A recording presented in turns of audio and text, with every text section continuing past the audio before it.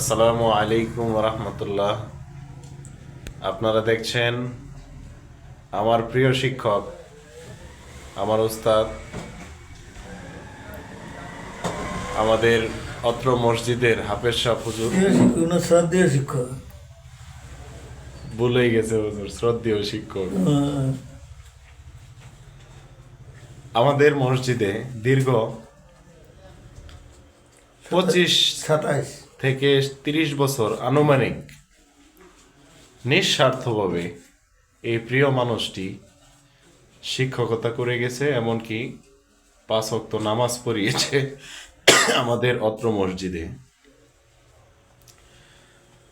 আপনাদের সকলের কাছে দোয়া চাই, আপনারা সকলেই আমার এই প্রিয় মানুষটির জন্য দোয়া করবেন।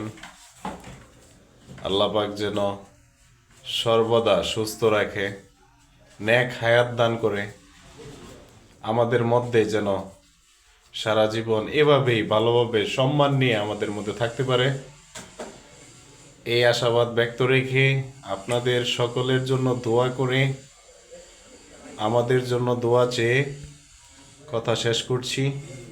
আসসালামু আলাইকুম ওয়া রাহমাতুল্লাহি ওয়া বারাকাতুহু।